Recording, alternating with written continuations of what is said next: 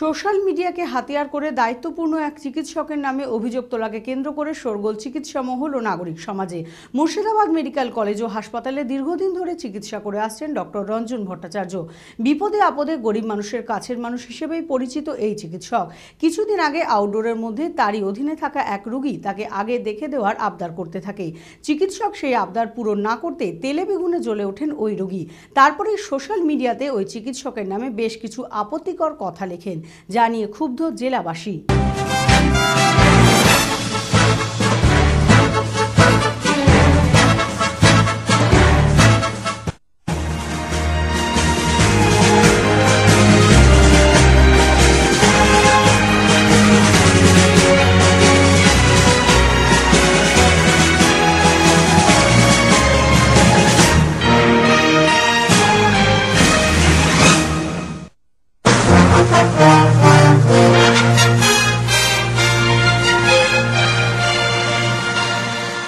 Murshidabad medical college ও হাসপাতালের মনস্তত্ত্ব বিভাগের সহযোগী অধ্যাপক এবং বিভাগীয় প্রধান ডক্টর রঞ্জন ভট্টাচার্যের বিরুদ্ধে সোশ্যাল মিডিয়ায় রোগী ও রোগীর পরিবারের প্রতি অসহযোগিতার অভিযোগে পোস্ট করা হয়।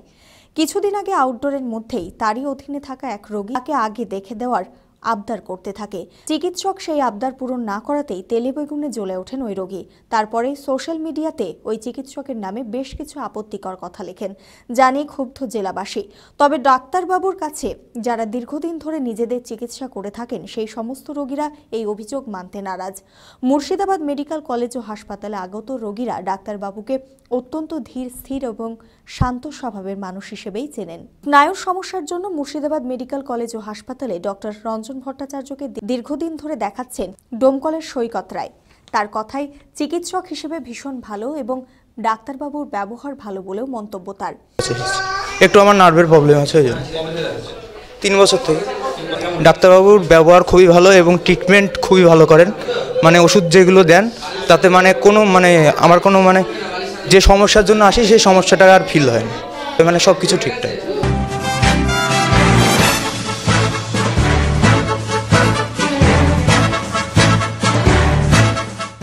সোশ্যাল মিডিয়াকে হাতিয়ার করে অবশ্যই অনেক ভালো কাজ হয়ে থাকে, কিন্তু সেই সোশ্যাল মিডিয়ার অপব্যবহার করে সত্যিকারের একজন ভালো মানুষের প্রতি খারাপ ব্যবহার করায় শোরগোল পড়ে গেল চিকিৎসা মহল ও নাগরিক সমাজে। 2011-12 সাল মুর্শিদাবাদ মেডিকেল কলেজ ও হাসপাতালে চিকিৎসক হিসেবে যুক্ত হন ডক্টর রঞ্জন ভট্টাচার্য। তারপর থেকে এক সহকর্মীকে নিয়ে এই হাসপাতালের রোগীদের অবিরাম পরিষেবা দিয়ে এসেছেন। দৌলতাবাদের নিত্যগোপাল সরকার গত 2 বছর ধরে চিকিৎসার জন্য হাসপাতালের আউটডোরের ওপরে নির্ভর করেন। তিনি বলেন, ডাক্তারবাবুর ভালো ব্যবহার এবং তার ভালো চিকিৎসার জন্যই এখানে বারবার আসি। প্রবলেম নিয়ে আসছি, আমি 2 বছর থেকে আসছি। স্যারদের ব্যবহার খুব ভালো ব্যবহার, এবং চিকিৎসাও ভালো পাচ্ছি বলে আমি এখানে আছি। আমি চিকিৎসা ভালো পাই, সেই জন্য আমি এখানে আসি। হ্যাঁ, আমার কথাও বুঝতে পারে, আমিও বুঝতে পারি। আমাকে ওষুধ লিখে দেয়, এখান থেকে কিছু দেয়, হ্যাঁ, আমাকে ভালোভাবে বলে দেয় এবং আমি সুস্থ আছি, আগের থেকে আমি সুস্থ আছি।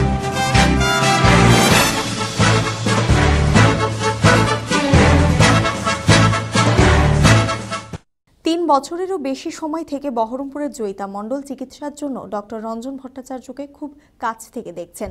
আর চিকিৎসা পেয়েও বর্তমানে সুস্থ আছেন তিনি। ডাক্তারবাবুর ভালো ব্যবহারেও সন্তুষ্ট রোগীরা।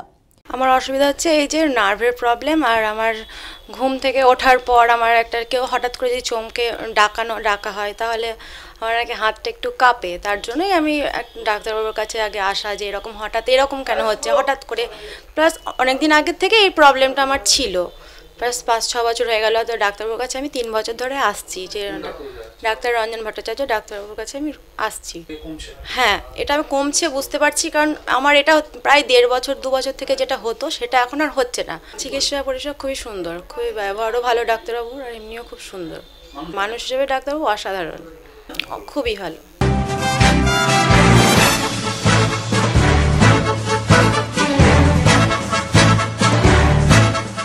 মুর্শিদাবাদ মেডিকেল কলেজ ও হাসপাতালে দীর্ঘদিন ধরে চিকিৎসা করে আসছেন ডক্টর রঞ্জন ভট্টাচার্য। বিপদে আপদে গরিব মানুষের কাছের মানুষ হিসেবেই পরিচিত এই চিকিৎসক। আমি প্রায় 3 বছর ধরে ডাক্তার রঞ্জন ভট্টাচার্যকে দেখাচ্ছি। উনি একটা সময় যখন আমি খুব মানসিক অবসাদে ভুগছিলাম আমার বাবা মারা যাওয়ার পর, ওনার চিকিৎসায়, ওনার সংস্পর্শে এসে, ওনার সান্নিধ্যে আমি অনেক শান্তি পায়। ওনার ব্যবহার সত্যি খুবই ভালো, আর ওনার চিকিৎসা পদ্ধতি সবসময় সেবামূলক, কখনো অর্থ উপার্জন করব বা অর্থ লোভী এরকম নয়। তো ওনার ব্যবহার সত্যি খুব ভালো, ওনার সাথে কথা বললে অর্ধেক রোগ এমনি সেরে যায়।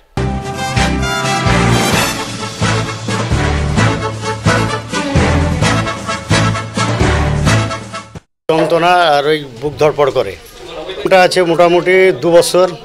ভালো লাগে, খুব ভালো। ডাক্তারবাবু খুব ভালো বাবু। হ্যাঁ, ব্যবহার ভালো, অবশ্যই ভালো, আমরা পরিষেবা ভালো পাই।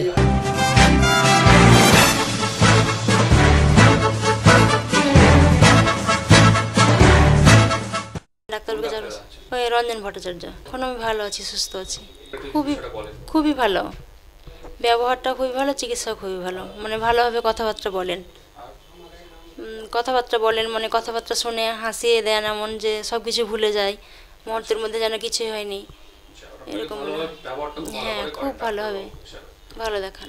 ঘটনায় তিনি অত্যন্ত মর্মাহত এবং তিনি বলেন তার ওপর যে অভিযোগ এসেছে তার বিশ্লেষণের দায়িত্ব তিনি তার রোগীদের ওপরেই ন্যস্ত করছেন।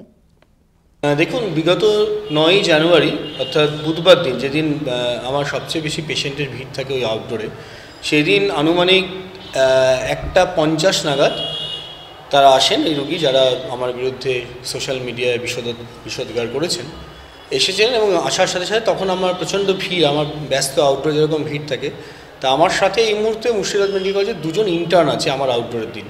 আমার কোনো হাউস স্টাফও নেই, পিজিটিও নেই এবং অন্য ফ্যাকাল্টি মেম্বার নেই। আগে আমার 3জন ফ্যাকাল্টি ছিল, এখন আমরা 2জন মিলে 365 দিন 24 ঘন্টা 12 মাস ডিউটি করছি।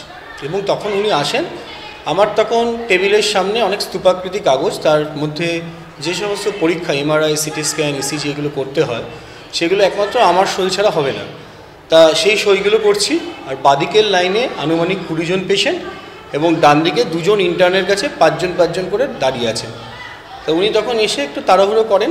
তা উনি আমার অনেক পুরনো পরিচিত পেশেন্ট।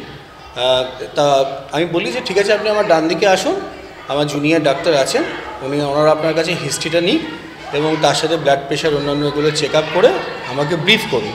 কারণ এতে কী হবে যে কিছুটা সময় বাঁচবে, হিস্ট্রিটা নেবে আর আমি ততক্ষণে সইগুলো করে ফেলবো। কিন্তু উনি হঠাৎ করে ব্যস্ত হয়ে গেলেন যে না, আপনাকে দেখাবো না।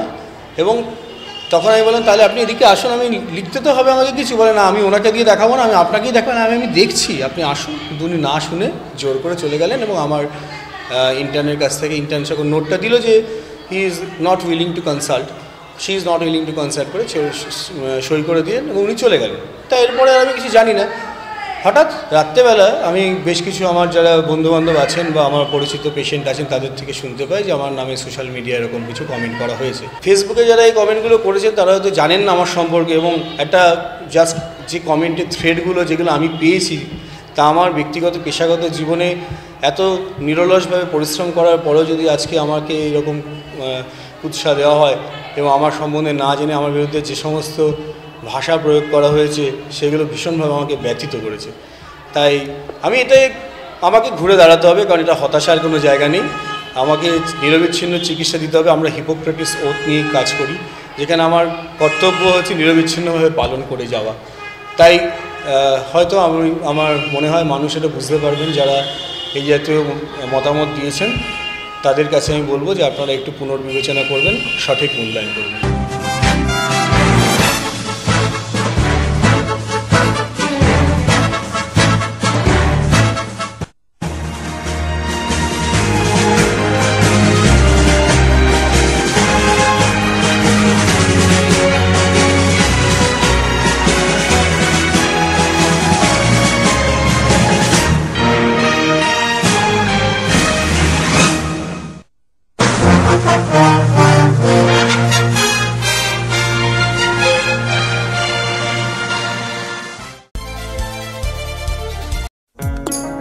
আপনারা দেখছেন টিভি 24 বাংলা।